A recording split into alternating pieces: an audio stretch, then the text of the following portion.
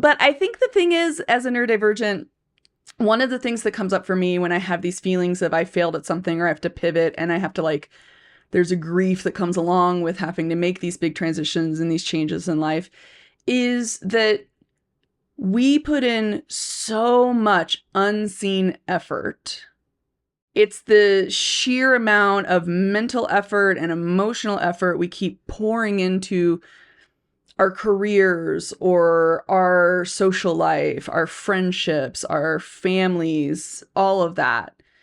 And then when we're moving into a transition into some sort of situation where that effort never resulted in any level of like in like a success or whatever, if the thing we put all this effort into goes away, did the effort we put into it even exist anymore? Right? And what the heck was the point of the effort, right? Hello and welcome to the Trauma-Informed SLP. I am Kim Neely. SLP stands for Speech Language Pathologist, of which I'm a licensed one here in the United States. And on this channel, I like to use my special interest of trauma-informed care, my clinical experience as a speech language pathologist, my clinical training, my academic knowledge, and my own personal experience as a late diagnosed neurodivergent to unpack things. Woohoo! Welcome. And hello for those who haven't seen me for a couple weeks. Because yeah, where have I been for a couple weeks? Well, I kind of basically on a big anxiety spiral. So that's fun. Yay. But here I am, ripping the Band-Aid off from my anxiety spiral to get back on here and do the thing, even if I don't really know exactly what I'm doing with the thing today at this moment in time. I'm doing the thing even if it's not perfect, basically. That's my goal here, is not being perfect. We're just doing the thing. I guess what I want to talk about today is what I've been thinking about the last couple of weeks is just a lot on feelings of failure and how that sort of triggers my own personal shame thing. So this is going to be more of my own personal mental health journey thing. I have a playlist that's named that. It might be a bad name for that, but you know, if you want to hear more about my mental health journey, you can pop on over there and check out some older videos that might look awful, but you know, I'm learning, I'm doing things. I'm doing things slowly, but in my own way. My way. Here's the thing. The reason this thought process came up is I think it was like nearly a year ago. I put out a video where I was talking about I was going through a really hard time kind of a thing. And well, the hard time was divorce. Woo! Yay. That's what I've been going through for the last year or so. And I'm okay mentioning it now because the big stuff has been settled and we're not going to court, which is great. So no litigation, huzzah. But the big settlement stuff has happened and there's going to be lots of changes soon. And I'll be moving, you know, sometime in the next couple months probably or so. And yeah, I got a lot of things to do, which of course sends my ADHD brain on a huge logistical spiral of, oh my God, there's so many things to do. Because logistics, so much planning, you know? And it's like, and I've done it before. I know I can do it. I know, because I'm 47, right? I've done multi-state moves before, and now I'm just moving within my own town, which is not as complicated as going across state lines.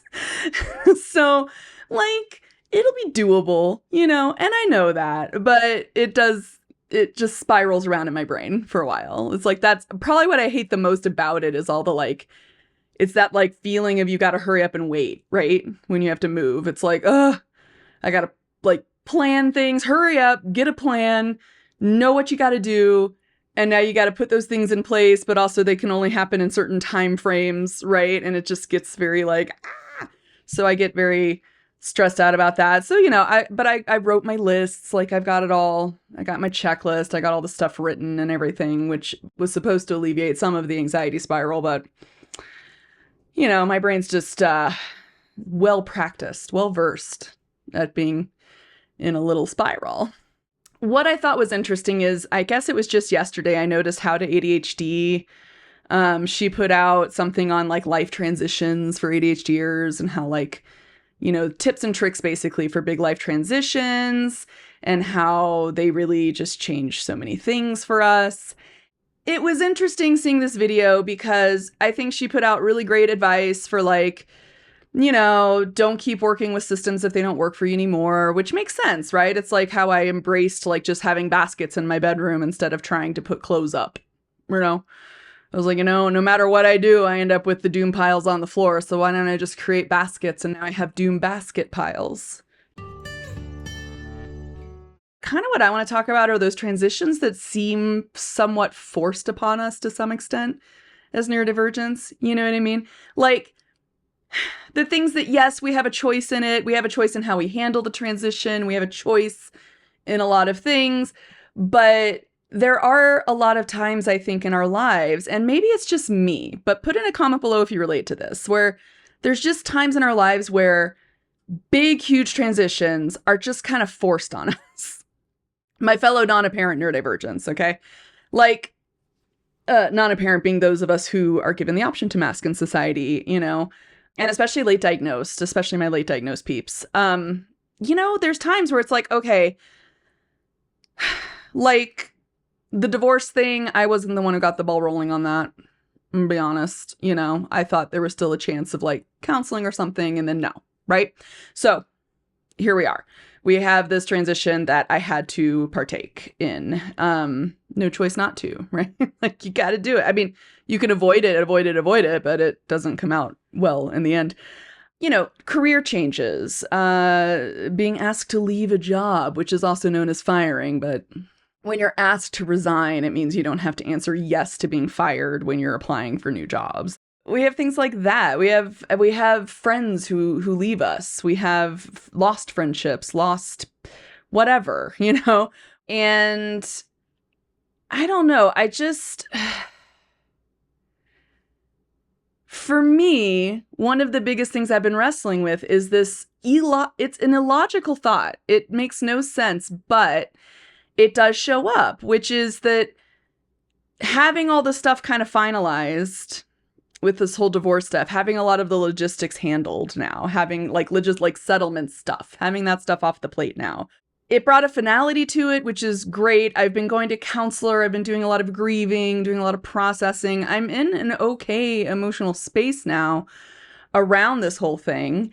And I'm excited for what's next in life. But there's also this part of me, and I talked with my counselor about this last week, where like one of the things that came up for me right after the big settlement meeting is that sense of failure, kind of this like somewhat familiarity with feeling like somehow I failed at something here.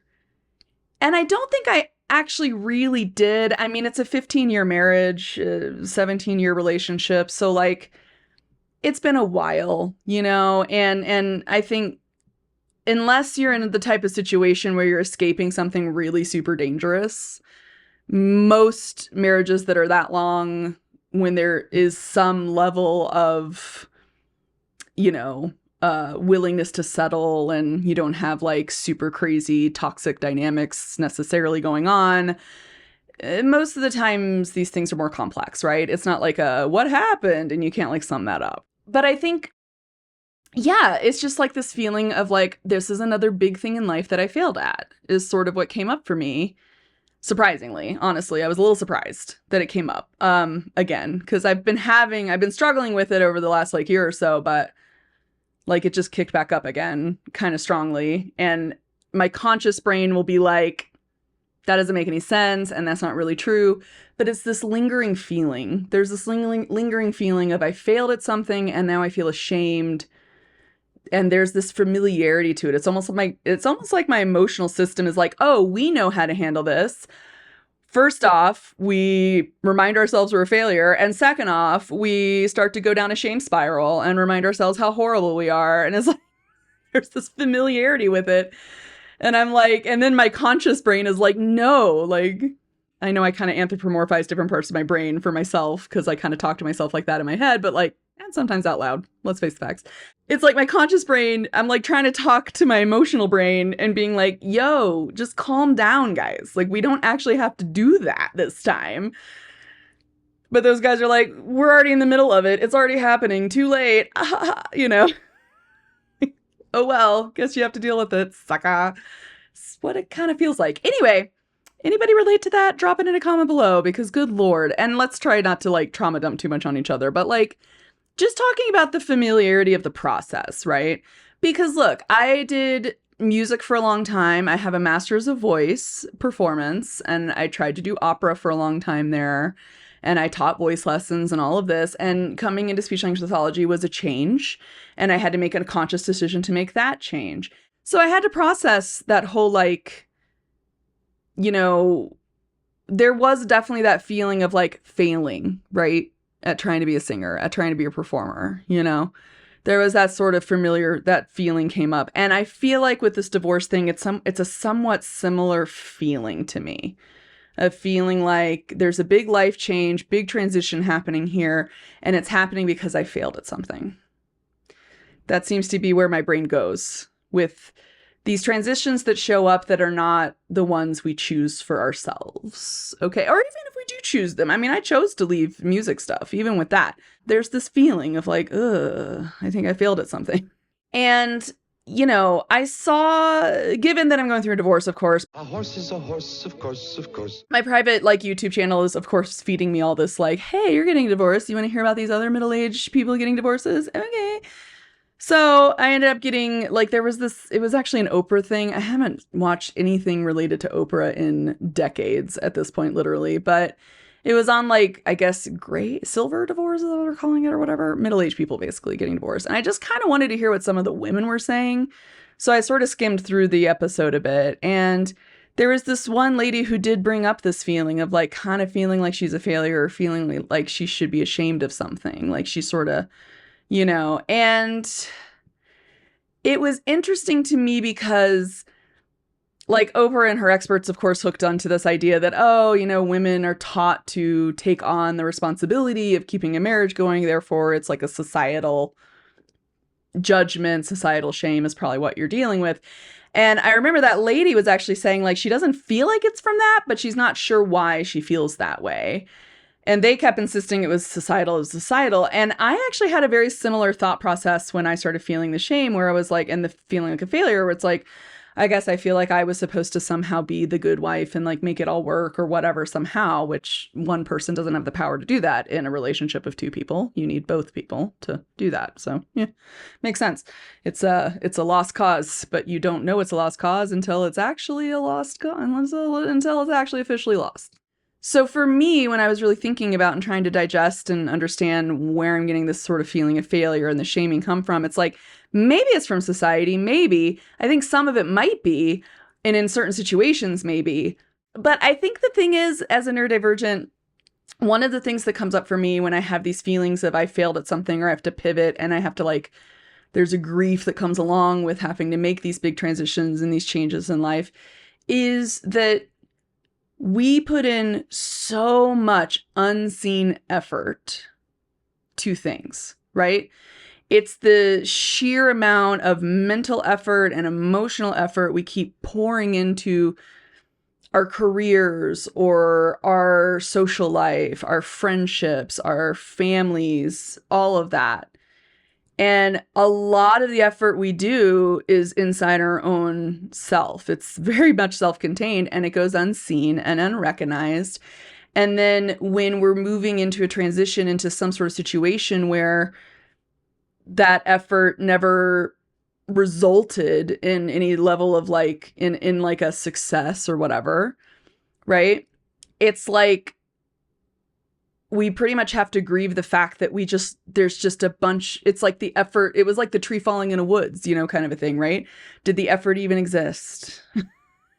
If the thing we put all this effort into goes away, did the effort we put into it even exist anymore? Right? And what the heck was the point of the effort, right? And my counselor was like, oh yeah, it kind of sounds like that sunk cost fallacy, right? Which I didn't think of it that way, but it is true. Sunk cost fallacy is one of those biases that we all have where if we've put in a ton of resources and effort and energy into something, it makes us less likely to just leave that thing behind. We tend to want to hang out there waiting for some kind of payoff for the amount of effort we put in, essentially, right? And, you know, I think that is part of it, is that there's a grieving that has to happen in terms of letting go of all that invisible effort and the fact that it's going to remain invisible, like in all practical senses to everybody else outside of our own lives. All that effort that we did, all those things, all the times we tied ourselves into a little pretzel with masking or people pleasing or what have you, that effort is going to remain invisible. It's never really going to be acknowledged, you know? We can't really expect like our old boss to come up to us and be like, I'm so sorry. I didn't understand how much work you were doing behind the scenes. And that was wrong of me to think you weren't putting in all this effort. You know what I mean? Like that doesn't happen, you know? It just doesn't happen. And it's not just neurodivergence. I mean, I think there is this issue with like women going through this as well, like with the hidden mental labor, hidden emotional labor in homes and things like that, right? But yeah, I just think that I don't think we often realize the price of being so unseen, I guess, right?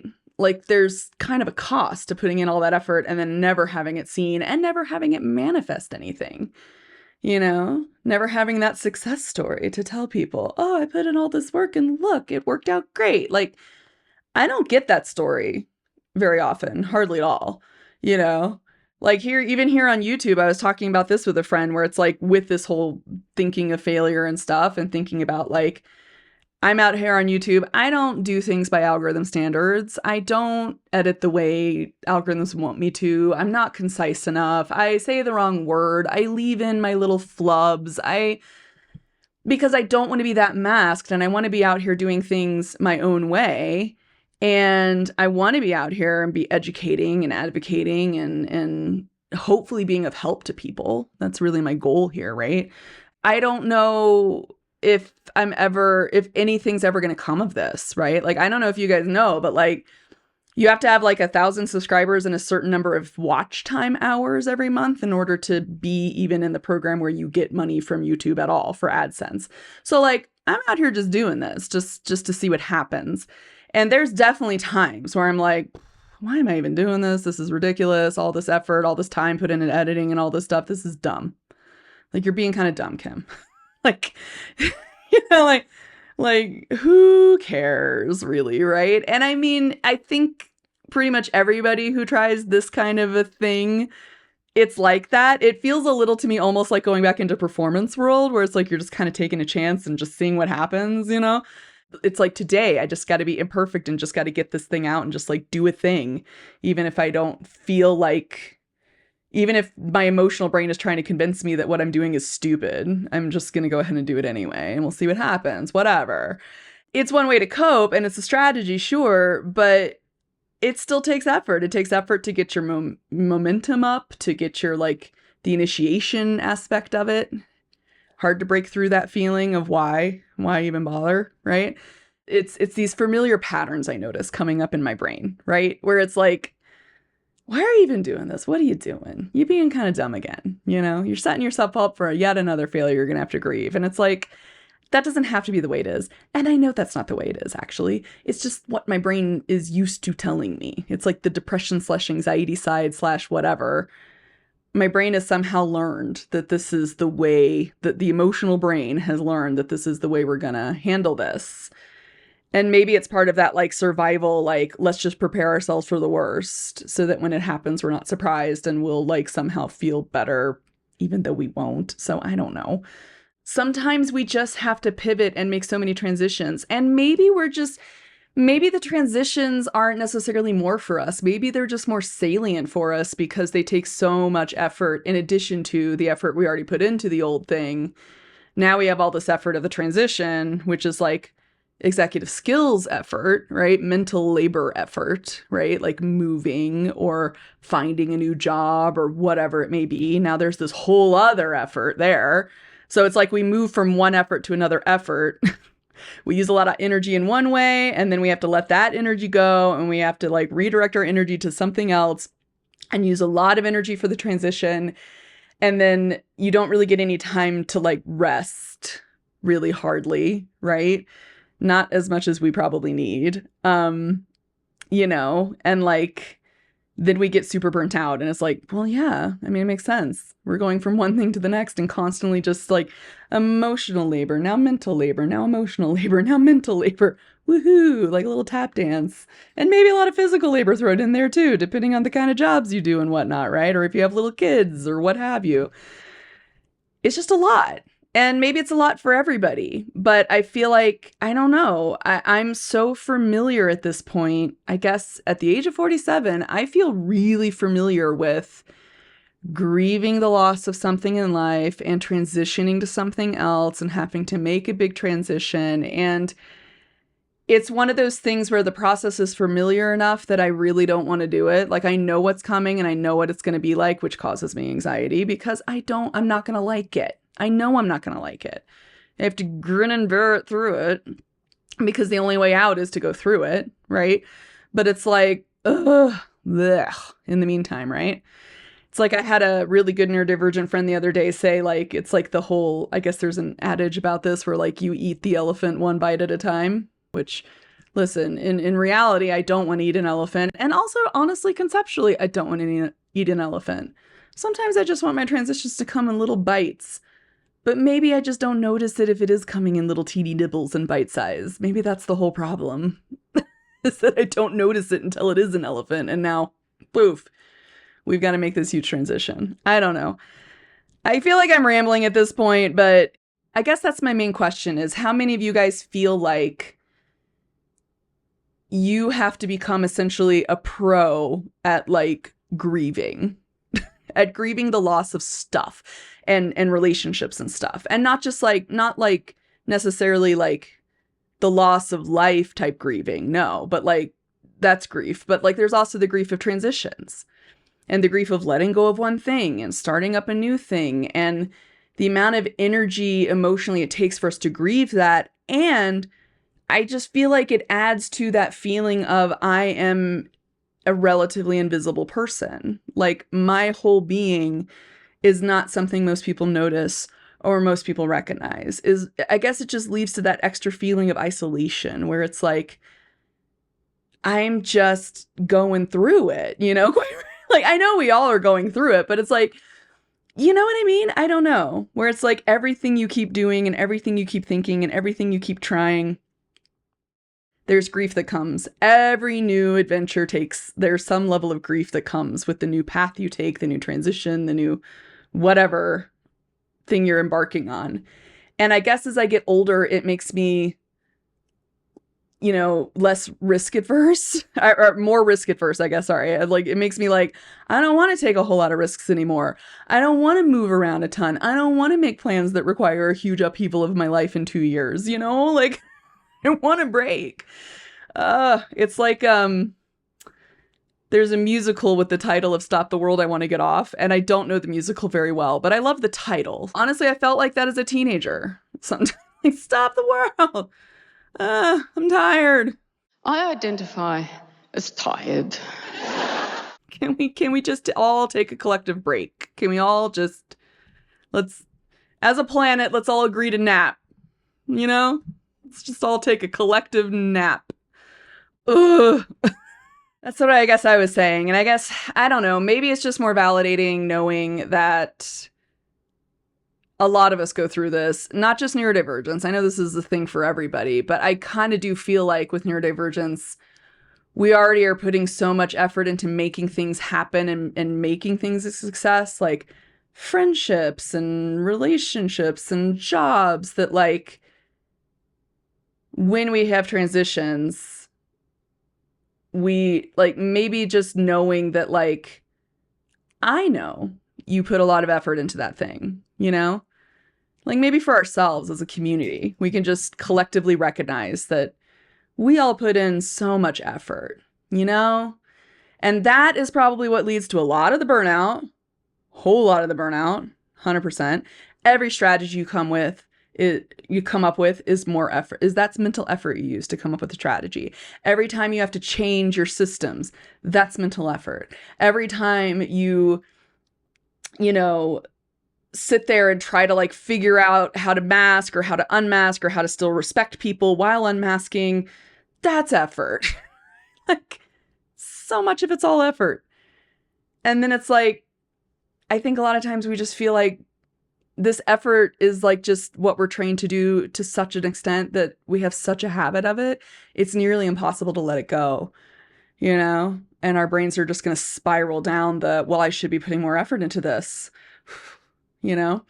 I don't know. So I see you guys. I recognize it. All right. I just want to say there, I'm going to throw that out there that I recognize that a lot of you, my late diagnosed peeps, my non-apparent neurodivergents out there, the ADHDers, the autistics, any other neurodivergent out there who like people don't really see your internal world very often or understand it very much. I see the effort you're putting in. I understand. And it's hard. And it's valid. You're valid.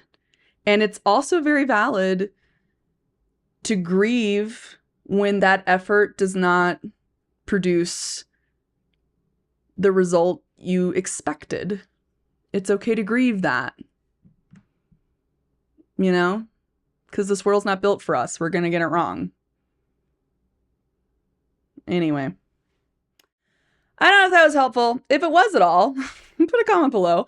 I don't know. Let me know, because could keep on ranting on this for a while, but I will also say, though, if you're still watching, first off, once again, thank you very much for still watching. But what I'm going to do, one thing I am going to do, I'm still working on the video on the physiology of feels. That's the next one I'm going to put out, okay, after this one, because I don't really want to have to edit too much and just get this guy out there, just to rip the Band-Aid off and get posting again.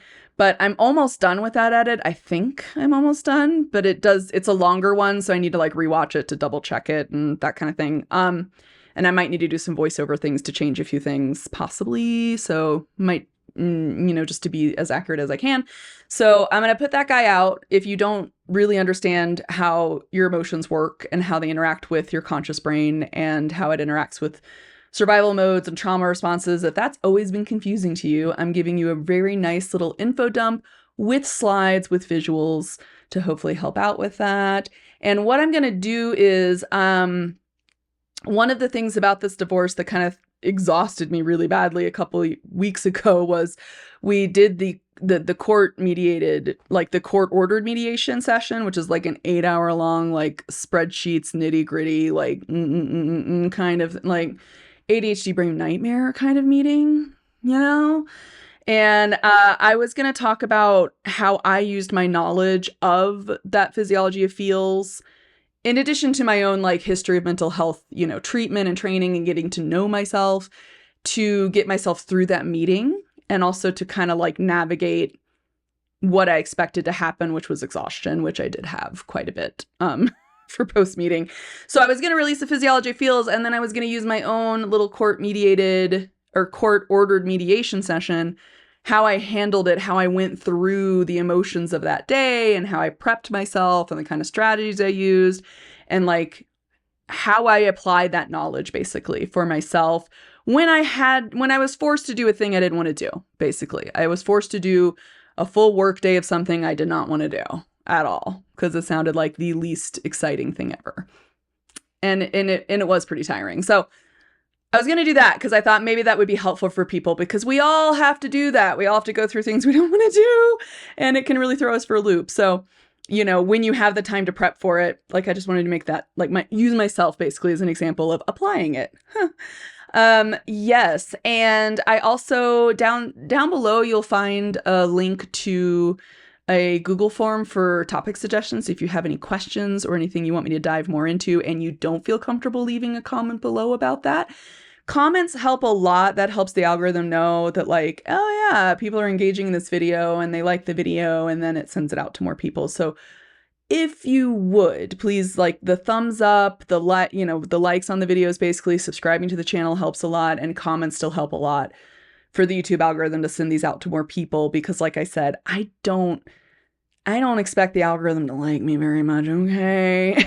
So, but it would be really great to have you guys help my channel grow a little bit. And if you have any questions about things or topics that you want me to delve into more, whether it be communication-based stuff or trauma-based stuff or what have you, I'm not a mental health provider, but I like to provide a lot of education, and I do at least know something of the physiology of stuff. So like if you're the kind of person who wants more of that academic knowledge of something, send me, do the thing to let me know what you want to know. And thank you all so much for those of you who have hung in there with me. And if I take a couple weeks off at a time, if I haven't told you and I kind of disappear for a couple weeks, it's probably a mental health thing. 9 times out of 10. Although now it might be more of a logistical moving thing, possibly. Hopefully I can still get out some like low effort videos in terms of editing, because that usually is what takes me forever. But yeah. Anyway, I super appreciate you guys. I love reading the comments. Even if I haven't responded to them, I likely have read them. And I love the little little community we got going here. I love it. It's really awesome, actually, and it really gives me a lot of motivation to come back on here and keep just sharing stuff with you guys and unpacking things and whatnot. So, the other nice thing about Google Forms too is if you do want to submit, if you see something on like Reddit or like a video posted somewhere else that you want to hear my perspective on, you can always drop me a link there on that Google form and I'll see it, and that's great. That would be fantastic. And I still have lots of other videos coming up. Like I'm going to do a deeper dive into the double empathy problem and things like that. I have a lot of videos planned and like half outlined, and some of them are full on ready to go, but they're just going to take a while to edit. And so it's like, hesitated filming it or whatever. So, I'm really hoping to hit the ground running and get a lot more done, especially once I live by myself. I will probably have a lot more time to hyper-focus and get things done. So hopefully that will be a good thing. Anyway, all to say, thanks so much for hanging in there with me. And in the interest of building an even larger, perhaps, safe community with each other, I wish for us all to use our weirdness powers for good, for connection and community. And in that sense, I wish for y'all to keep it weird. And until next time, bye.